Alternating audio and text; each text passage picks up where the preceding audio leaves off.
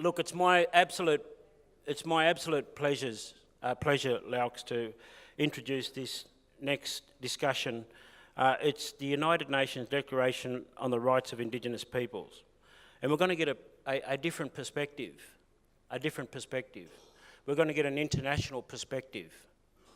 I don't know whether our network is aware, but our organisation, your organisation, the New South Wales Aboriginal Land Council, is only one of a number of organisations in this country that have what we call ECOSOC status at the United Nations, both in Geneva and also New York.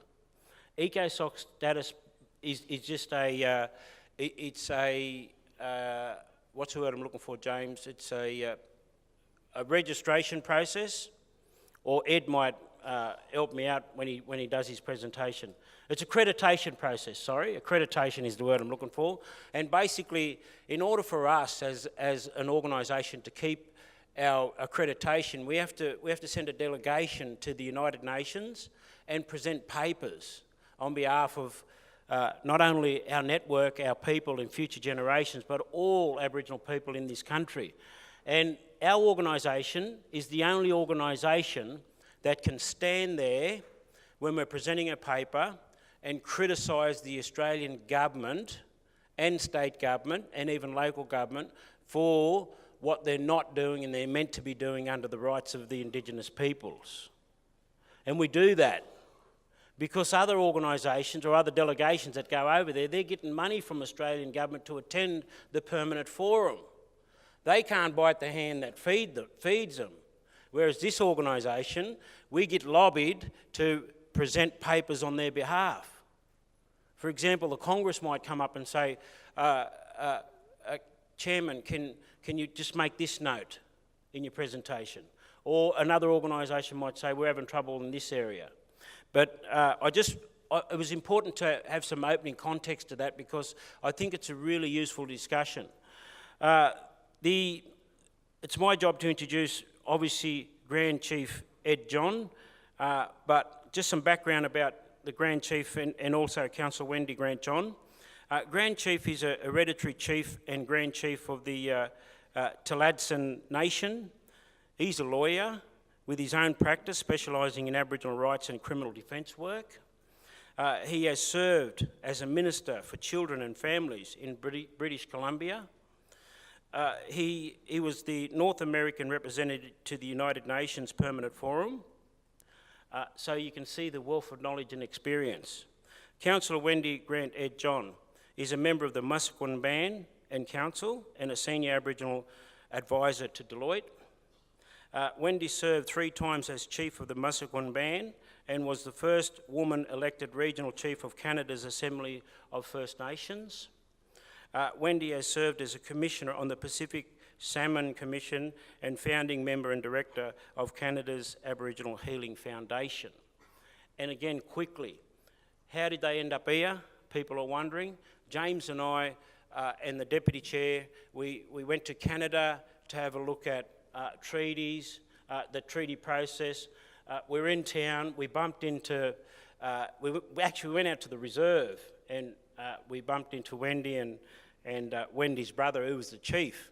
And we're sitting there and she said, look, I'm really, really sorry, Roy, but we've got a very, very important appointment. So we can't spend much time with you today, but you're welcome to come back tomorrow. And I said, okay, it must be really important. She said, extremely important. I said, what, is it a business appointment? She said, no, we're going to a Rod Stewart concert. I said, real blackfellas got your priorities right. And right from that very moment, I knew that the relationship started, and hence how we got him here. We invited him to the conference. So please help me welcome Grand Chief Ed John first, and then Councillor Wendy Grant-John.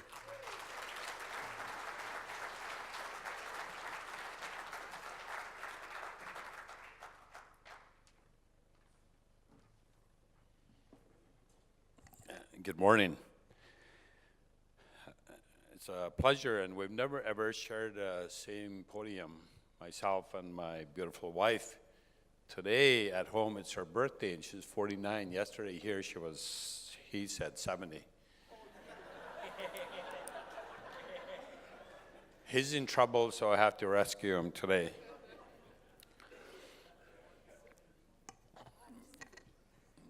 Idechu kana masi stiyo no tasni diyan katun chan hunzun kana wanasen nel takel kana no keo hunzu dasni no yan tabe sa katane ahle wasna sucho nekana no nasen. I wanted to share a few words with you in my own language in respect of your ancestors and my ancestors in the continent where I came from. Your roots here and our roots in North America, as it's called, run very deep. We've been there for thousands and thousands of years, and that's who we are. And I see your roots here are very deep, and that your presence on the land is very strong, and it continues. And this is what makes us Aboriginal, makes us Indigenous. The connections that we have to our ancestors, so fundamentally important. It is in the heart that we have, and it drives us. We have hopes for our children and our grandchildren, but we stand firmly on the foundations that our ancestors built for us on the land. And so in my territory, in the fall, and we are in the fall season, we honor our ancestors when we see the leaves all around turning colors.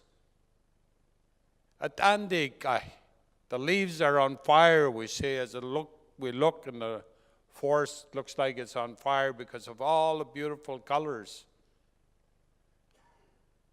Mother Nature shows us how beautiful it is as parts of the world dies and goes to sleep. The leaves die, but the trees go to sleep, and they come back in the spring.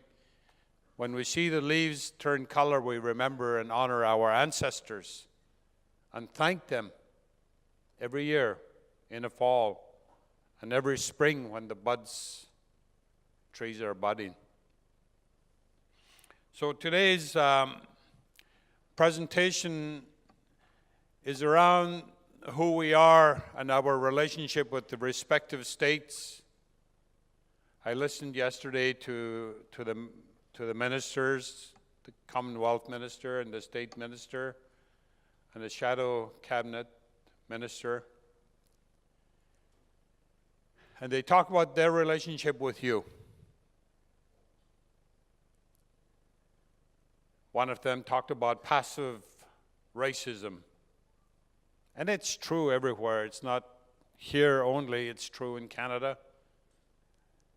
In our country, we had a commission, Truth and Reconciliation Commission, that traveled 6 years across the country and came to one fundamental truth, that Canada's laws, policies, and actions amounted to cultural genocide. Cultural genocide. It wasn't passive racism. It was the whole thing, the whole 9 yards. You can't dress it up and call it something else. It's still racism at its core. And this is what we're trying to fix. So I want to, within the context of the work that we've done internationally, why have we done that? We're representation from here and all parts of the world, 370 million Indigenous peoples, the representatives coming together from all regions in the Americas, the Latin Americas, Africa, Russian Federation, the Pacific, the Arctic, Asia, coming together, and we found out that we have a common bond. We have a common relationship as Indigenous peoples, a term that we've come to use across the globe in a very big way.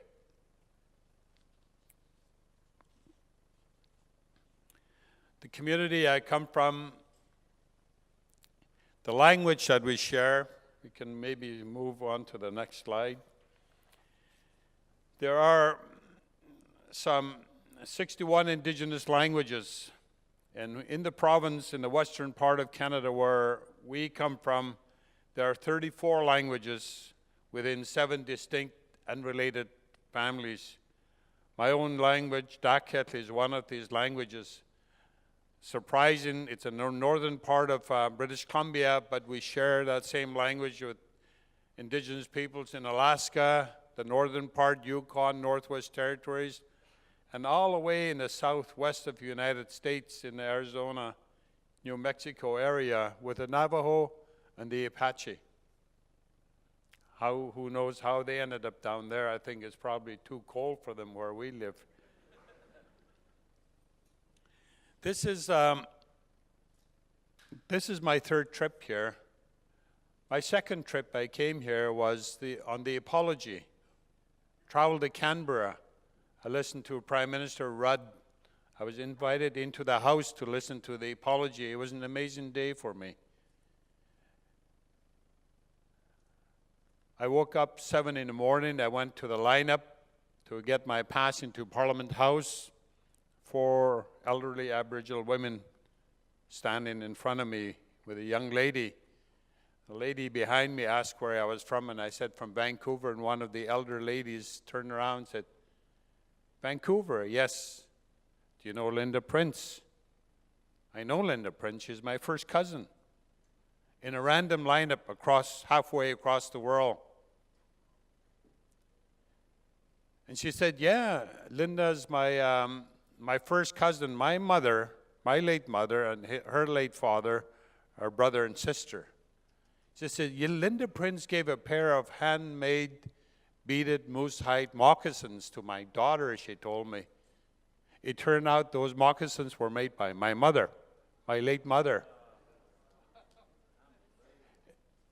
So I'm going into this ceremony and this apology for the people who were taken, the stolen generations, and my mother's right there with me. Around the world, she didn't leave me.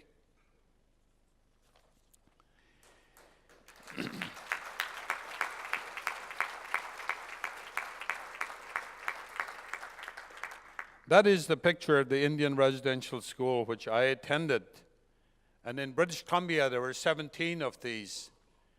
And the purpose, ostensibly, for each and every one of those schools that were state-run, or they were state-owned and run and supported, but they were run by various denominations of churches.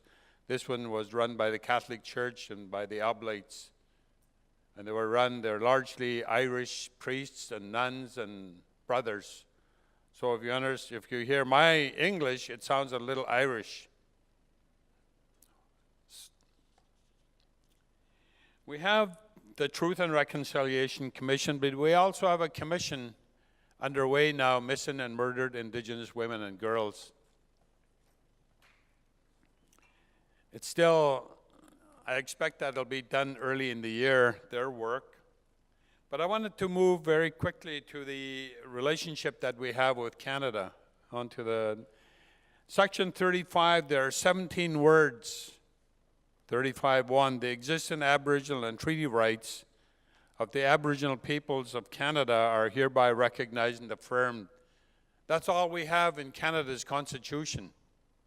In that context, there's 35, Section 35, there are 4 parts to it, but these 17 words have been a foundation of the constitutional relationship that we have with Canada.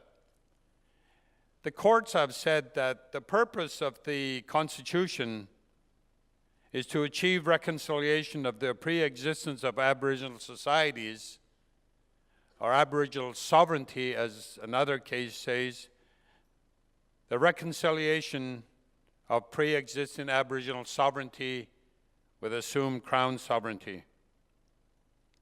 It provides a constitutional framework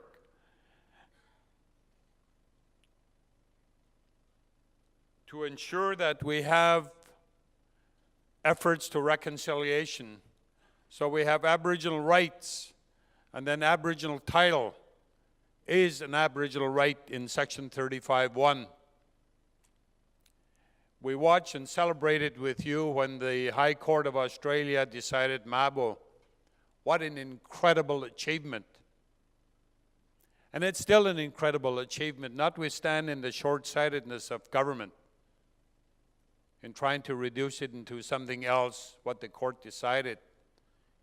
We've fought in our country governments who have continuously tried to minimize and marginalize our rights. And it's something that takes time, and we've built this foundation of our relationship with the Crown now, with the national government and the provincial governments and territorial governments. And we've been staunch advocates in British Columbia and the West, where we come from. We don't sit around moaning and crying about our place. We work together to find solutions. We are proactive. We sit with government. We don't like to sit with them. We don't like their policies. But our elders, my elders, told me this one comment, Akail Cho, which is a chief name that I have. We put you in a leadership position to talk on our behalf. If you don't, who will? To remind me of my responsibilities. And I think over the last couple of days, I've heard exactly the same responsibilities that you undertake on behalf of your peoples and your local land council. And it's such an incredible learning experience for myself and my wife. On the next page is the duty to negotiate. It's a moral, if not a legal duty, to enter and conduct negotiations in good faith. No sharp dealings. They have to be open. They have to disclose information. And we hold them to account for that. These are from the court cases. While we've been in negotiations in British Columbia since the early 1990s, with Canada and British Columbia at the table, we've seen the shortcomings of their policies, extinguishment of rights, extinguishment of title, and we say we can't do that. So now the governments have said, we will negotiate with you about your title and about your rights, but we'll never extinguish your rights anymore. So now we have a relationship, coexisting sovereignties, working together, moving forward. The world hasn't ended, but now we find a place in an accommodation of the assumed sovereignty of the Crown and the pre-existing sovereignty of our peoples. Those words, they accept them. They feared those words at one point. The United Nations Declaration on the Rights of Indigenous Peoples, as you know, was adopted by the General Assembly in 2007. It is a framework for recognition, redress, and reconciliation. It's moving into this place as an international instrument. There was a point in time, there were 4 countries that voted against this declaration at the General Assembly: Australia, New Zealand, United States, and Canada. They voted no.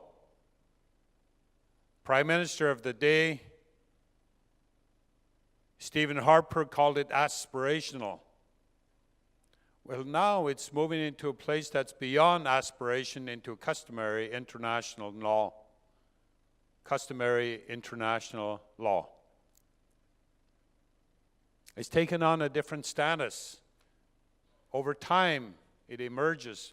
Many of the provisions in the Declaration are taken from existing conventions the Convention on Civil and Political Rights, the right to self-determination, are taken from other international instruments and applied or put into this context: the right to self-determination for Indigenous peoples, the right to self-government, the right to lands, territories, and resources that we inherited from our ancestors. Article 43, next slide, please. The rights recognized constitute the minimum standards for the survival, dignity, and well-being of the Indigenous peoples of the world. That is the purpose of the Declaration. I see your shirts, beyond survival. Yes, beyond survival. Thriving Indigenous peoples. A framework that's approved by the United Nations, that we work together as Indigenous peoples, together with non-governmental organizations and states, to have this declaration approved. There is no country in the world that's opposed to the declaration anymore. The 4 countries I mentioned, they've all turned around, now support the declaration. It's a consensus international instrument. Article 3 and 4 of the declaration are very important. The right to self-determination, to freely pursue our political status, our economic, social, and cultural development. In every article, virtually every article, you have the statement of the right, and subsection 2, generally obligation on the part of the states to act on the implementation of that right. I'm going to turn very quickly to articles, the next few slides, articles 25 to 32, dealing with lands, but I want to come back to Article 25. Indigenous peoples have the right to maintain and strengthen their distinctive spiritual relationship with their traditionally owned or otherwise occupied and used lands, territories, waters, coastal seas, and other resources, and to uphold their responsibilities to future generations. This is what we inherited in our time: responsibilities as stewards of the lands, territories, coastal seas, because now we have to pass it on to future generations.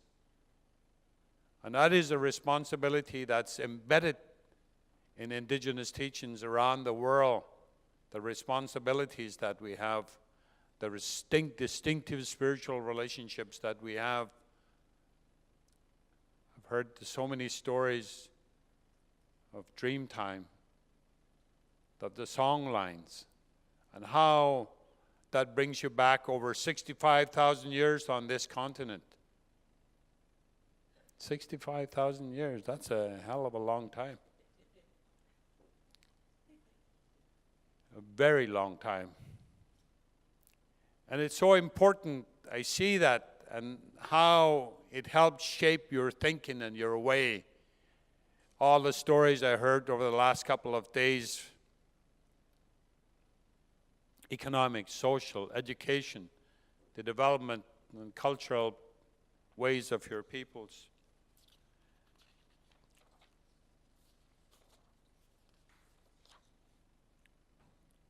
Article 32, a few slides on, yes. States, sub 2, states shall consult and cooperate in good faith with Indigenous peoples in order to obtain their free, prior, and informed consent to the approval of any project affecting their lands or territories, other resources.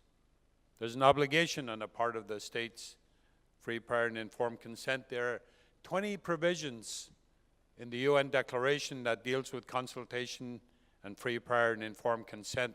It's woven throughout the 46 articles of the Declaration. It's a central component, principle that's so fundamentally important. Articles 18, 19 of the Declaration, 19, if a state is determining to develop legislation or administrative measures that affect us, they have to have our free, prior, and informed consent. Quickly, I want to talk about the Declaration in Canada. Private Members Bill C-262 is introduced by a member of parliament from the New Democratic Party, not the governing party, Romeo Saganash, an Indigenous member of parliament, who was involved in Geneva when the negotiations were taking place. It's an act to ensure that the laws of Canada are in harmony with the UN Declaration on the Rights of Indigenous Peoples. It has been approved by Parliament. It needs the approval of the Senate now, and that's where it is. At the provincial level, the provincial government has also agreed to establish legislation to implement the declaration. Working with us, we're in the very early stages of developing that legislation. How will we implement the declaration and the standards in it? Because now they can't simply ignore it or run away from it. It is part of who we are.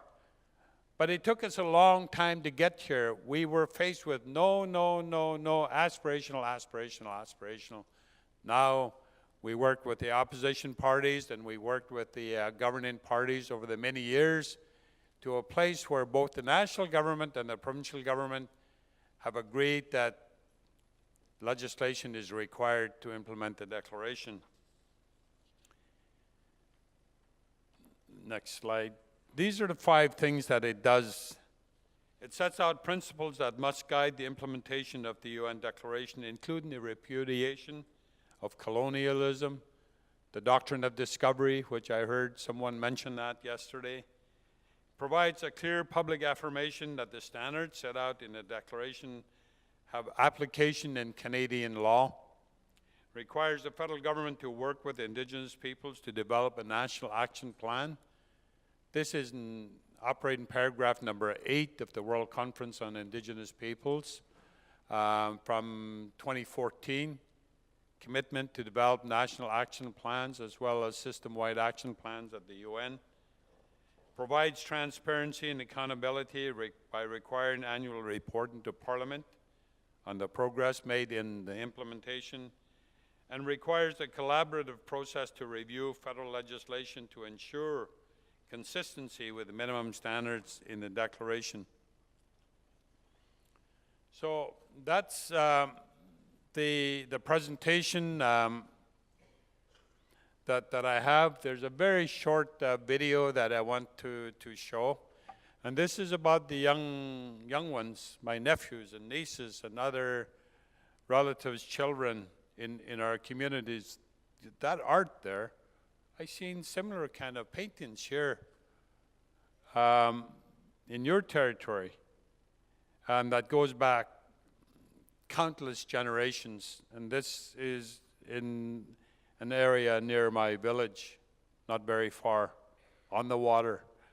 So I wanted to show this short YouTube video, and you can find it. It's about the young people, and this was on iTunes, I believe. They had 650, 700,000 hits. They were way more popular than Eminem, Jay-Z, all of these pop artists. They had these young people put together this video, and it went viral, put it that way. So I'm going to close there and with that video and leave it, and hopefully we'll have a bit of time later on for questions.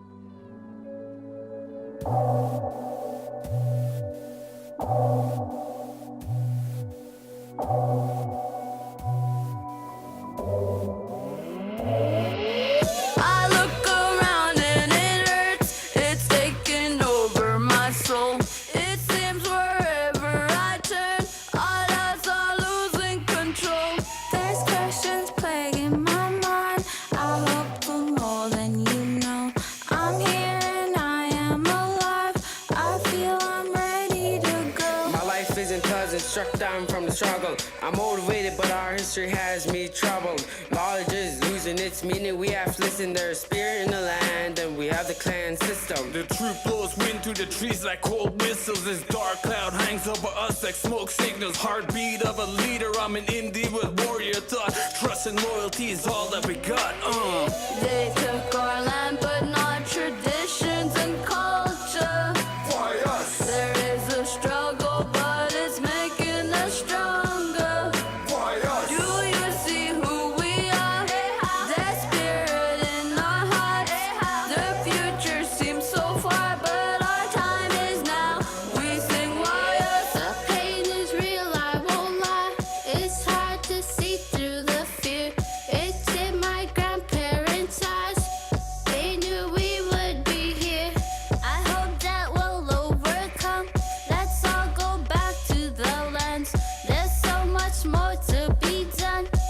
We can't carry our claims. Street medicine, overdosing from the unknown sunny side streets. This is where I'm from, yo, contemplated death.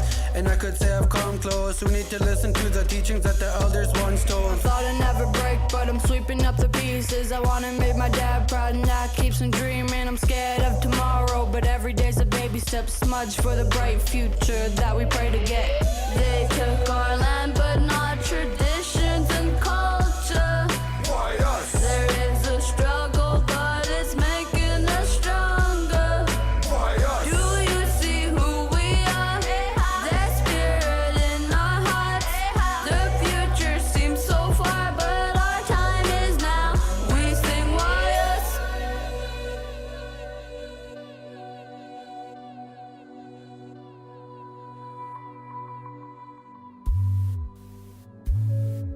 I'm motivated and I know I could be going places. I got these fears I'm facing, but I hope you hear me say this. To change the way we live our lives on a daily basis. Follow my footsteps, I'm fine, I'm hoping I'm leaving traces. I wanna be an inspiration for this generation. Faced with the missing and murdered woman, it's devastating. I wanna see my people prosper with no explanation. It's gonna be a challenge to quiet the frustrations. Taking money, we don't care about the compensation. Our elders been saying that our land is the education. We've decided to bring the hope to this reservation. This is the moment, let's come together as a nation. They took our land, but not traditions and culture. There is a struggle, but it's making us stronger.